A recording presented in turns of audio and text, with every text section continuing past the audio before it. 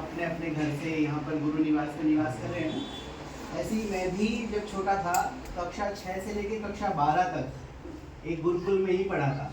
Pure Sanskrit Gurukul था। हम लोगों ने 8वीं कक्षा से बोर्ड देना चालू कर दिया था। आप लोग यहाँ पर कब लगता है? ससी में मैंने 8वीं से बोर्ड दिया था।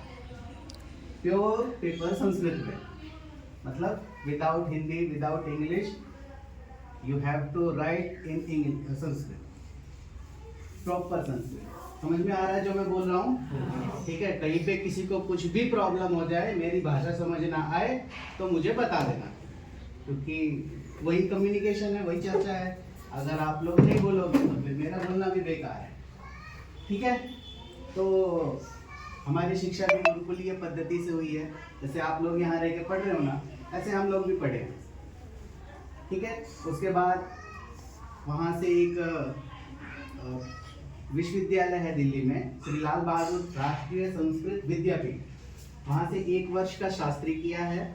उसके बाद उसे छोड़ के 3 साल मैंने MBA किया है संस्कृत से हंसराज महाविद्यालय दिल्ली विश्वविद्यालय। अच्छा, आप में से कितने लोग हैं जो शाहरुख खान को नहीं जानते?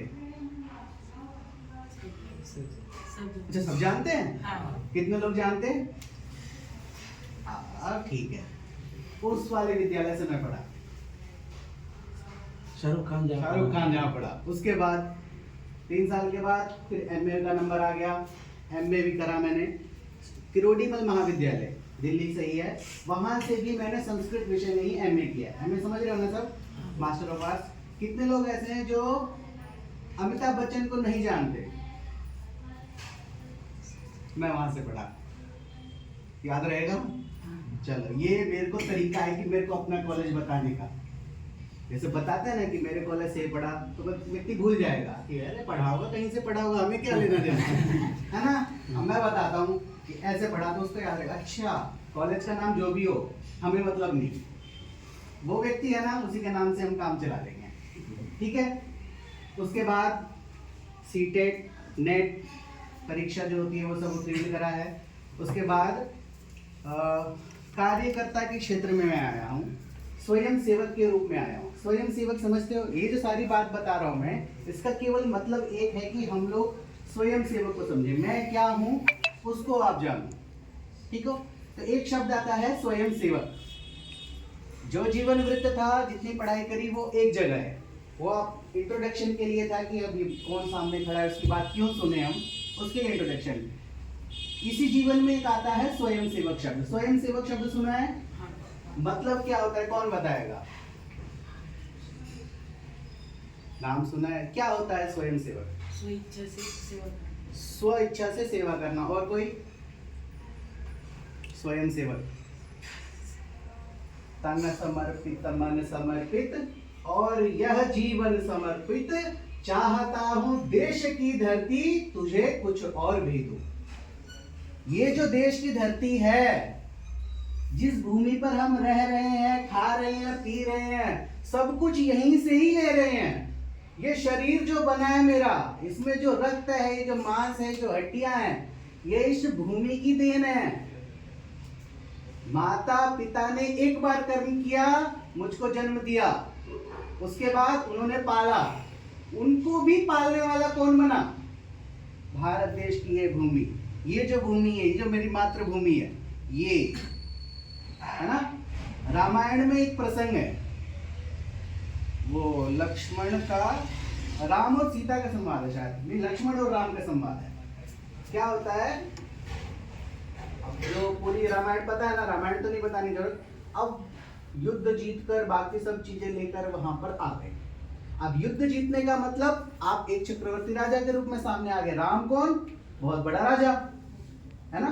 तो राम जी से एक बार लक्ष्मण जी ने पूछा कि आपकी अयोध्या तो छोटी सी है, कुछ नहीं है यहाँ पर, गर्मी इतनी ज्यादा है, बारिश होती नहीं है, और मतलब ठंड तो पूछो मत। यहाँ पे जैसे आप बैठे हो ना, बैठ ही नहीं पाते वहां पे। अयोध्या में इस समय टेम्परेचर वहां पे 4 to 5 डिग्री टेम्परेचर, बैठ ही नहीं सकते आप जमीन पे, इतना टेम्परेचर वहां पे, परिस्थितियां अलग है ना।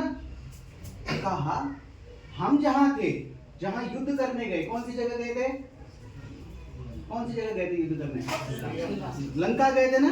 वहां का क्लाइमेट देखो, वहाँ का क्लाइमेट एकदम अच्छा है, हर जगह ग्रीनरी ग्रीनरी, पानी पूछो मत, हवा तो क्या ठंडी चलती है, आहा मजा। ऊपर से सारी चीजें, सारी सुख सुविधाएं वहां पर, कमी छोड़ो, सोने की लंका, सोने की थी वो, एक तो देखने में भी सुंदर लगता था, कौन जाए उसे छोड़कर। तो राम जी से कहा कि आप उसे छोड़कर क्यों आ गए, वहीं पे रह लेते, वो भी तो हमारे ही होगा ना, हमने जीता, हमने लड़ाई करी।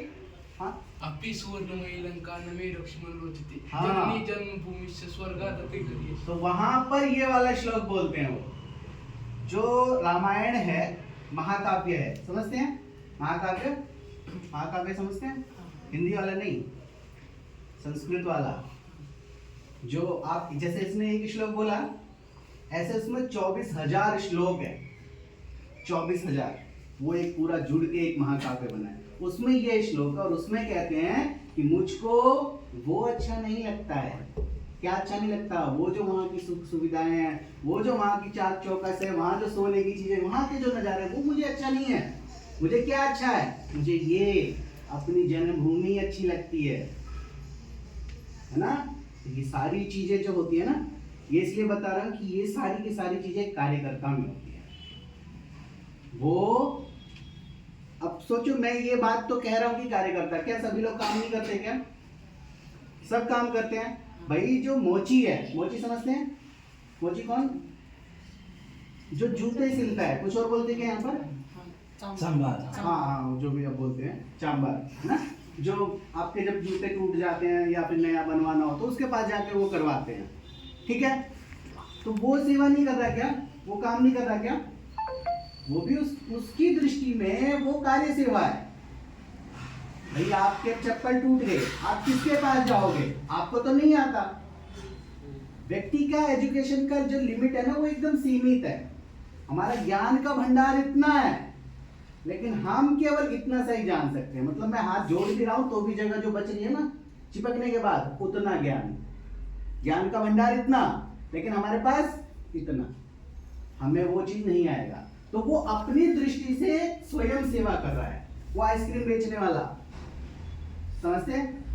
आपको आता है आइसक्रीम बनाना? नहीं आता, मुझे भी नहीं आता। लेकिन क्या उसकी सोसाइटी में जरूरत है? क्यों नहीं है भाई? हमें आइसक्रीम खाना होगा तो हम कहाँ जाएंगे? उसी के पास तो जाएंगे भाई, वही देगा हमें, हमें नहीं आता बनाना। तो वो अपनी दृष्टि से कार्य कर रहा है। तो कहने का मतलब हर एक व्यक्ति इस सोसाइटी में इम्पोर्टेंट होता है। समझ में आई बात? और सभी को काम करना है कैसे? स्वयं सेवक के रूप में काम करना है कि जो मैं कार्य कर रहा हूं इस मातृभूमि के लिए काम कर रहा हूं, चाहे कुछ भी काम हो। मैं जरूरी ये नहीं कह रहा कि आप अपना घर बार छोड़ो और विवेकानंद बन जाओ। आप जो काम करना चाहते हो, आप संगीत के क्षेत्र में जाना चाहते हो, सिविल के क्षेत्र में जाना चाहते हो, अध्यापन के क्षेत्र में जाना चाहते हो, किसी भी खेती करना चाहते हो, आइसक्रीम बनाना चाहते हो, कुछ भी करना चाहते हो, काम कैसे करना है? स्वयं सेवक की तरह काम करना है। कैसे काम करना है? स्वयं सेवक कार्यकर्ता की तरह काम करना है। और वही काम आपको फल देगा, क्योंकि उसके बहुत सारे क्राइटेरिया, नियम है, बहुत सारे रूल्स हैं। भाई हमको काम करना है तो आत्मविश्वास से काम करना है, और जिस काम को करना है, कुछ भी हो जाए, मेरे को काम वो पूरा करना ही है, बीच में छोड़ना नहीं है। अभी एक सर लाइन दिखा रहे थे, कौन सी लाइन दिखा रहे थे ऊपर भी किताब में? हाँ, प्रयोजनम अनुद्दिश्य न मंदोपि प्रवर्तते ना, मंदोपि न प्रवर्तते, ठीक है। जो मंद व्यक्ति होता है, मंद व्यक्ति का मतलब यहाँ पर क्या है? ऐसा व्यक्ति जिसका ज्ञान की जो सीमा है वो सीमित है, मतलब थोड़ा सा है, लिमिटेड है, वो बहुत कुछ नहीं जानता, थोड़ा बहुत जानता है। जैसे हमारा किसान है, किसान भाई है, उसे समाज में क्या चल रहा है उससे कोई मतलब नहीं है ना। पड़ोस के घर में क्या चल रहा है कोई मतलब नहीं है, उसे बस अपना पता है कि मेरा ये इतना जगह है, ये जमीन है, इस पे मैं इस तरीके से बीज बोऊंगा और इससे फसल होगा। तो उसका ज्ञान की सीमा कितनी है? इतनी है। तो वो मंद व्यक्ति हो गया, है ना। ऐसी बहुत सारी, ये तो फिर भी किसान लोग बहुत अच्छे होते हैं। बहुत सारे ऐसे लोग होते हैं जो सड़क पे आपको घूमते हुए मिलेंगे, है ना, मतलब जो भीख मांगते हैं वो सारी चीजें भी, हम उनको भी मंद व्यक्ति ही मानते हैं। ठीक है। वैसे एजुकेशन में उसकी परिभाषा अलग है, ठीक है। जिसके पास कौशल नहीं होता है उसे मध्य व्यक्ति कहा जाता है, ऐसा ज्ञान के उसमें एजुकेशन में शिक्षा की दृष्टि से ऐसा बताया जाता है, ठीक है। लेकिन अगर वो खेती कर रहा है तो उसका कुछ ना कुछ क्या होगा, प्रयोजन जरूर होगा, किसी न किसी लक्ष्य को लेकर वो काम कर रहा है ना। आप लोग यहाँ पर आए एक लक्ष्य लेकर आए होंगे, है ना। तो जो लक्ष्य शब्द है ना वही प्रयोजन को सिद्ध करता है। प्रयोजन और लक्ष्य सिमिलर वर्ड हो गए, सिमिलर वर्ड माने समानार्थी शब्द, ठीक है। तो एक लक्ष्य लेकर काम कर रहा है, तो जो मूर्ख व्यक्ति होता है ना वो भी बिना लक्ष्य के कोई काम नहीं करता। उसे जूता मारना होगा ना, किसी को पत्थर मारना होगा, ऐसे नहीं सबको पत्थर मार देता है। वो एक लक्ष्य बनाता है कि इसने मुझे परेशान किया मैं इसे मारूंगा। कहते हैं ना कि भाई साहब बेवजह अगर छेड़ा तो मारेगा मारेगा, उसे छोड़ दो, जैसे कर रहा है करने दो, हमें कोई नुकसान नहीं करेगा। लेकिन जैसे ही आपने उसे कुछ कहा तो उसका प्रयोजन बन जाता है, उठाएगा अटैक, पाकिस्तान में जय हो, ठीक है। तो जब उसका एक प्रयोजन है, लेकिन आप तो मंद नहीं हो, आपके पास तो विशिष्ट बुद्धि है, आप यहाँ पर विशिष्ट लक्ष्य लेकर आए हो, आपका निश्चित प्रयोजन भी है। तो क्यों ना जब वो व्यक्ति, वो दुष्ट व्यक्ति जो है वो बिना उद्देश्य के कोई काम नहीं कर रहा, तो हम क्यों करें। कहने का मतलब ये है कि बहुत सारे काम ऐसे हैं हम लोग को करना क्या है, लेकिन हम करने कुछ और लग जाते हैं।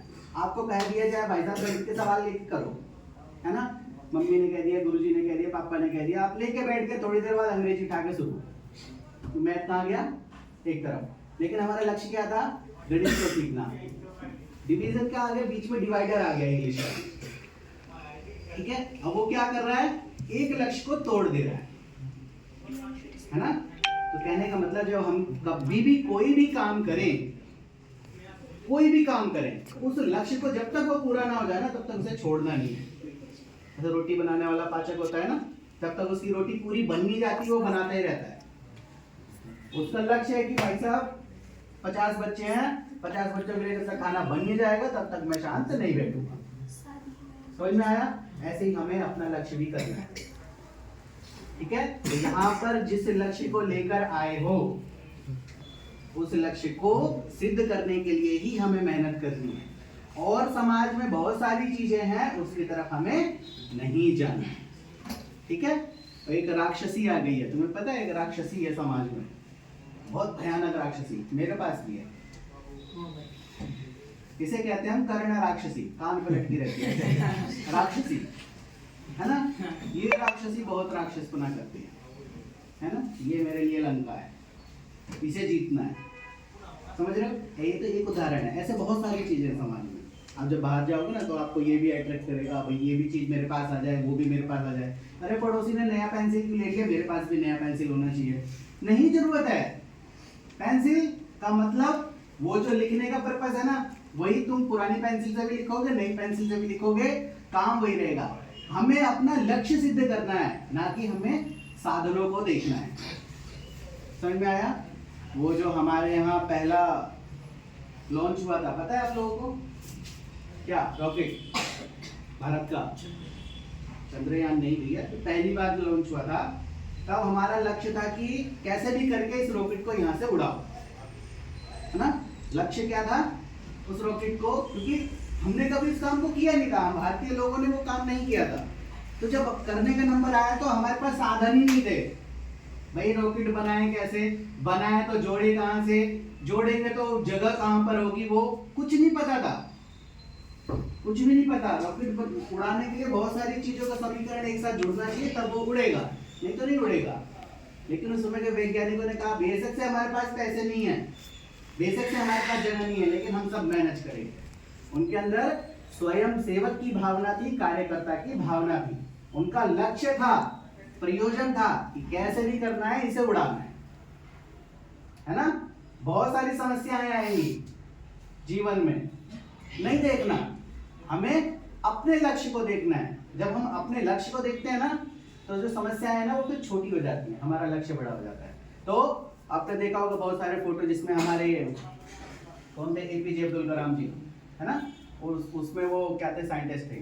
तो उसके जो पार्ट्स थे ना रॉकेट के, वो लोग साइकिल पे रख रख के ले जाते थे, पता है।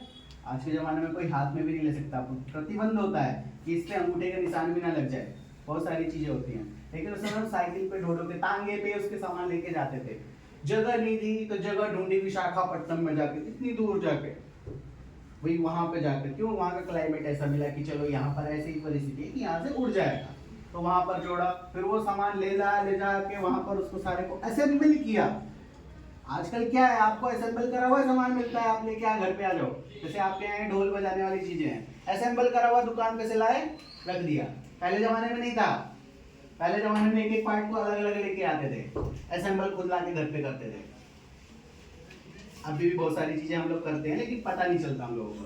पहले जमाने में ऐसा नहीं था, तो वहां ले जाके वो सारी चीजें बनाई, वहां पे वो पूरा खड़ा किया, फिर सारे वेदर्स को देखा, है ना, मौसम को देखा, सारे समीकरण बिठाए, तब जाकर उसे उड़ा पाए, है ना, तो सफलता मिली हमको। कहने का मतलब प्रयोजन, जो लक्ष्य है हमारा, निश्चित होना चाहिए। पहली बात तो आज आप निश्चित रूप से ये मान लो, सोच लो कि आपका क्या लक्ष्य है ना। आप दिमाग में ये रखो कि मैं भविष्य में ऐसा होऊंगा।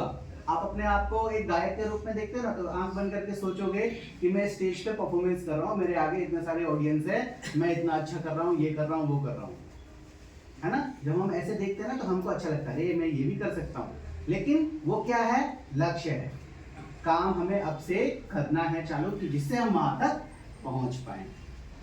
मेरी बातें समझ में आ रही है सबको?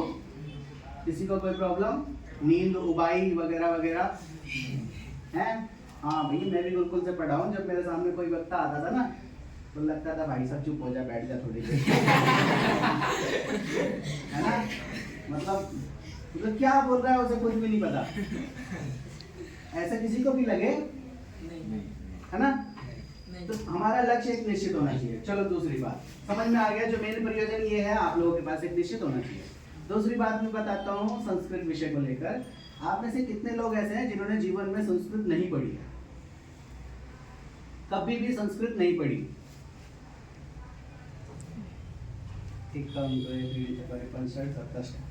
ऐसे लोग हैं। चलो, कितने लोगों ने विद्यालय में आकर संस्कृत पढ़ी है? विद्यालय में बहुत लोग हैं। चलो, बहुत अच्छा। तो जिन्होंने संस्कृत नहीं पढ़ी है, कितने लोग थे वो? अभी आपने आते ही मुझे कुछ बोला था क्या? जब मैं वहां से आया था, तुम कुछ बोले थे आप लोग? आचार्य शब्द संस्कृत का है। नमो नमः तो कैसे कह रहे हो नहीं पढ़ा? सोच कैसे लिया तुमने नहीं पढ़ा? हम जब से भारत भूमि में पैदा हुए हैं, उससे पहले से ही हमारे जीवन में संस्कृत जुड़ जाता है। तुम्हें पता है 16 संस्कारों का एक चैप्टर है, पूरा का पूरा एक क्राइटेरिया है ना। उसमें से 4 संस्कार ऐसे हैं कि जो आपके जन्म हुआ भी नहीं है उससे पहले हो जाते हैं।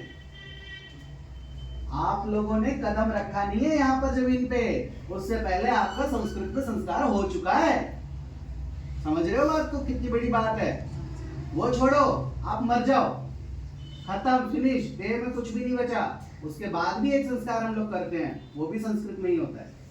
पता है आप लोगों को? अंत्येष्टि संस्कार कहते हैं उसे। आपका शरीर नहीं है, कुछ भी नहीं है, फिर भी हम लास्ट में जाकर खत्म होने के बाद भी मनुष्य चला गया, अब हमें कोई उम्मीद नहीं है उससे, ना वो कुछ लेने वाला ना कुछ देने वाला, फिर भी हम उसका एक संस्कार करते हैं, और वो भी संस्कृत में ही होता है।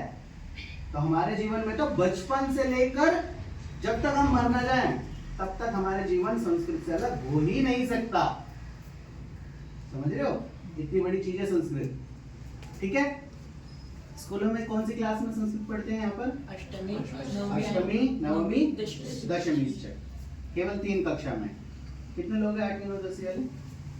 वही है जो उन्होंने अभी थोड़ी देर पहले हाथ उठाया था, है ना। चलो, ये तो रोल बैक के साथ करवाएंगे तो चलो, बहुत अच्छा। हम लोगों का विचार है कि इसे कम से कम कक्षा 6 तक लेके जाए महाराष्ट्र गवर्नमेंट में, क्योंकि ऑल इंडिया में जो नेशनल जो इस समय CBSE करवा रहा है, वो कक्षा 6, 7, 8 कंपलसरी है, मतलब सबको पढ़ना ही पढ़ना है, आप चाहो मत चाहो, है ना। और उससे पहले भी हम लोग कोशिश कर रहे हैं कि वहाँ पर भी आ जाए। पहली दूसरी से अगर चालू हो जाएगा ना, तो जो संस्कृत की दुर्दशा जो आज हो रही है ना, वो नहीं हो पाएगी। ठीक है, आप में से कितने लोग ऐसे हैं जो चाहते हैं कि मैं संस्कृत पढ़ूं और उसमें कुछ कर पाऊं? दो ही। अच्छा, ठीक है। ऐसे लोग कितने हैं जो ये सोचते हैं कि मैं केवल संस्कृत पढ़ूं, कुछ करना नहीं है, बस मुझे पता होना चाहिए, बस मुझे नॉलेज होनी चाहिए, जैसे इंग्लिश है, करना कुछ नहीं है मुझे, बस मुझे पता होनी चाहिए। ऐसे लोग, चलो ठीक है, मतलब मैं देख रहा हूँ कि 98% स्टूडेंट ऐसे हैं यहाँ पर जो ये चाहते हैं कि मुझे संस्कृत आए, हो या ना हो, लेकिन मुझे थोड़ी बहुत संस्कृत का पता होना चाहिए। उसका कारण ये है कि अगर मैं भारत में रह रहा हूँ तो मुझे यहाँ के बारे में थोड़ी चीज़ें पता होनी चाहिए। हम लोग जब विदेश में जाते हैं ना, तो वहाँ पर जो कम्युनिकेशन की लैंग्वेज होती है, संप्रेषणात्मक जो भाषा होती है, वो होती है अंग्रेजी, है ना। लेकिन वो हमसे जाकर वहाँ पे इंग्लिश में क्वेश्चन पूछते हैं, डू यू नो संस्कृत? हम लोग वहाँ पे ऐसे खड़े हो जाते हैं, भाई उनकी भाषा तो जान रहे हैं, अपनी भाषा जान रहे हो क्या? जो मेरी मातृभूमि की भाषा है, जो मेरे भारत की भाषा है, उसे मैं जान रहा हूँ क्या? Do you know Bhagavad Gita? ऐसे खड़े हो जाते हैं, नहीं भैया, नाम सुना है? कहा नाम तो सुना है, पढ़ी कभी नहीं पढ़ी। ऐसी दुर्दशा हमारे साथ ना हो, तो कम से कम इतना हो कि हमें ज्ञान रहे, है ना, कि इसका मतलब क्या होता है। थोड़ी बहुत चीजें हमें पता रहनी चाहिए, जैसे ढोल को क्या कहते हैं, दीवार को क्या कहते हैं, ट्यूबलाइट को क्या कहते हैं, पंख को क्या कहते हैं, है ना। इतना बेसिक नॉलेज तो हमको हमारा होना चाहिए। ऐसा मान के चलो कि हमने पहली दूसरी में संस्कृत पढ़ी हो, इतना नॉलेज होनी चाहिए।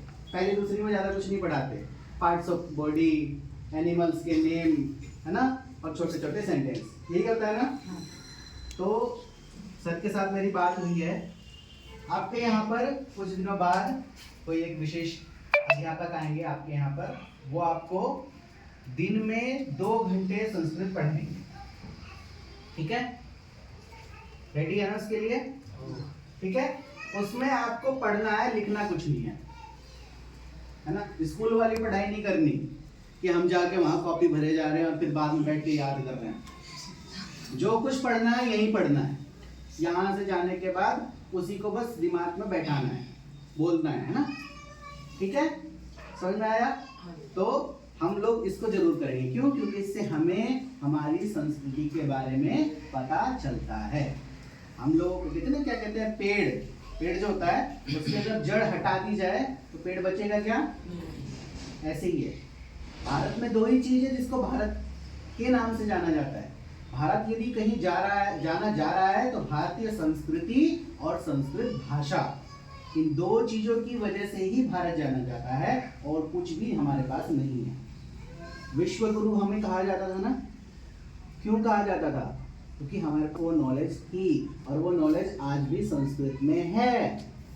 ऐसा आप कोई भी इंडस्ट्री में चले जाओ, उसका जो बेस निकालोगे ना, तो कहीं ना कहीं जाकर आप संस्कृत के पास पहुंच जाओगे। आप बन जाओ अर्थशास्त्री, है ना, इकोनॉमी पढ़ो, उसका जो मेन ग्रंथ जब पढ़ते हैं ना MA BA में जाकर, वहाँ पर आ जाते हैं चाणक्य जी, पढ़ो उनका अर्थशास्त्र, संस्कृत में लिखा है, संस्कृत के टेक्स्ट है। आप बन जाओ डॉक्टर, है ना, जब वहाँ पढ़ने जाते हैं ना तो आयुर्वेद के ग्रंथ आ जाते हैं, आ जाओ, चरक संहिता, सुश्रुत संहिता, है ना, ये सारे ग्रंथ टोटली संस्कृत में है ना। संविधान, कॉन्स्टिट्यूशन समझते हैं क्या होता है? संविधान क्या होता है, कोई बताओ? संविधान, हम लोग यही भारत के हैं ना, क्या होता है संविधान? बेसिक बातें, सम्यक प्रकारेण यत् विधानं भवति तद् भवति संविधानम्। सम्यक माने अच्छा, विधान मतलब कार्य योजना, है ना, हमको कैसे काम करना चाहिए, पहली बात, क्या क्या साधन हो सकते हैं, क्या नहीं करना चाहिए, अगर जो नहीं किए हुए काम अगर आप कर दो तब आपको क्या क्या दंड मिलने चाहिए, ये सारी की सारी चीजें संविधान में आती हैं। समझ में आया? आप ट्रैफिक रूल फॉलो करते हो, रेड लाइट पर रुक जाते हो क्या? नहीं रुकते? रुक जाते हैं ना, हाँ, वो फॉलो करना है, वो विधान कहलाता है। क्या कहलाता है? है ना। तो ऐसी बहुत सारी विधियां, बहुत सारे नियम, बहुत सारे कानून की जो पंक्तियां हैं वो एक ग्रंथ में लिख कर रख दी गई हैं, उसका नाम है संविधान। ठीक है, कब बना? हमारा देश का 1949 यही था ना। 26 जनवरी 1949 को पास हो गया था हमारा, गणराज्य बन गया था हमारा भारत देश, है ना। उससे पहले क्या था? उससे पहले हमारे देश में कोई था ऐसा कुछ शासन जिससे पता चलता हो कि हमारे यहाँ संविधान था? नहीं पता ना। चलो, ये जब पृथ्वी बनी थी ना, तो सबसे पहले एक व्यक्ति का नाम आता है, उसका नाम है ब्रह्मा। ब्रह्मा ने सृष्टि बनाई, इतनी बात सबको पता है। तो सबसे पहला व्यक्ति कौन हो गया? ठीक है। उन्होंने जब बनाया तो उन्होंने बनाया वैवस्वत ऋषि को। किसको बनाया? वैवस्वत। क्या नाम है? और उनके पुत्र हुए राजा मनु। कौन? नाम मनु सुना है ना। तो मतलब जो चक्रवर्ती राजा इस विश्व के सबसे पहले थे वो कौन थे? मनु थे। जब उन्हें राजा बनाया गया, तो जब एक राजा बन जाता है तो उसे अपने पूरे साम्राज्य पे शासन करना है ना। वहां पर नियम लागू करने के भाई तुमको ऐसे ऐसे काम करने हैं, ऐसे ऐसे ही करना होगा तुमको, ठीक है। तो उन्होंने ग्रंथ लिखा, किसी को पता है?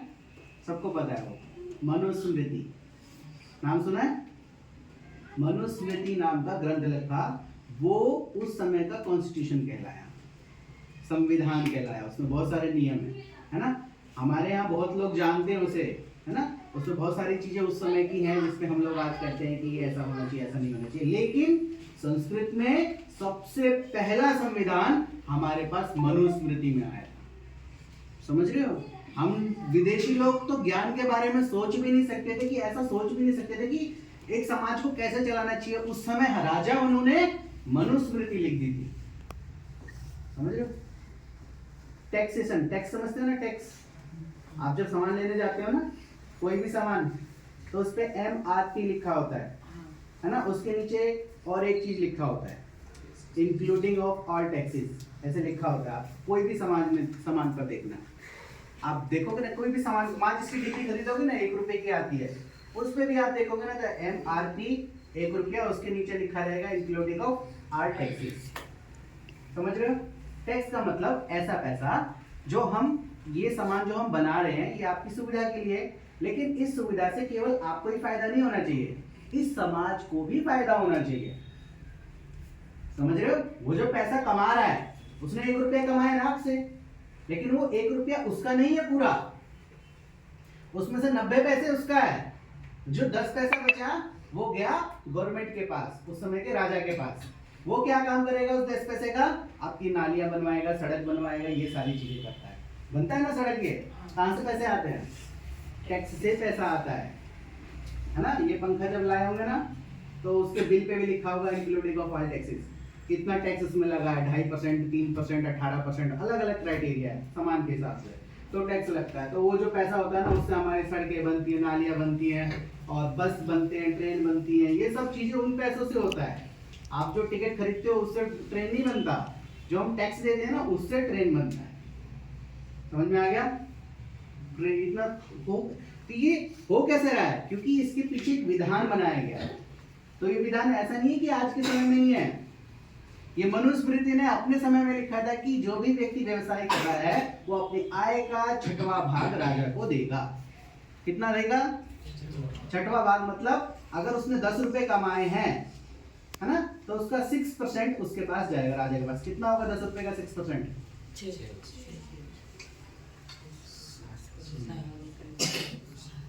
60 पैसा। समझ में आया? उतना पैसा उसको गवर्नमेंट को देना होगा। आज भी हम लोग सरकारी नौकरी कर रहा हूँ, लेकिन हमारी जो आय का 10% है ना, वो हम गवर्नमेंट को देते हैं कि आप बनाओ मेट्रो, जो आपको बनाना है, जो बना सकते हो आप बनाओ। ठीक है? तो ये सारी चीजें संस्कृत में पहले से ही हैं। ठीक है? ये बताओ, इस विश्व में सबसे पहली किताब कौन सी थी? बुक, किसी को पता है? सबसे पहले आदमी कौन हुए थे? नहीं, ब्रह्मा जी, है ना। उनके हाथ देखे हैं आपने? ऐसे 4 हाथ होते हैं, उनके हाथों पे ना 4 किताबें भी होती हैं। किसने देखा है वो? आप लोग कभी देखना ब्रह्मा की तस्वीर। उस किताब को क्या कहते हैं? वेद कहते हैं। क्या कहते हैं? वेद। अर्थात विश्व की सबसे पहली किताब कौन सी हो गई? वेद। कौन सी लैंग्वेज में है? संस्कृत। हमारा तो जीवन में संस्कृत जुड़ा ही हुआ है ना? और वेद कोई सामान्य ग्रंथ नहीं है। वेद शब्द का अर्थ दिया है विद ज्ञायते, जिससे ज्ञान प्राप्त होता हो उसे वेद कहेंगे। ये जो हम आज लोग पूजा करते हैं ना किन देवताओं की, राम की, कृष्ण की, है ना, शिव जी की, नहीं पूजा करनी, वेदों में ये बात है ही नहीं है। वो कहता है जिससे आपको ज्ञान मिले, जिससे आपका भला हो, उनकी पूजा करो। आपके गुरु आपका सत्कार कर रहे हैं, आपका पालन पोषण कर रहे हैं, तो आपको किस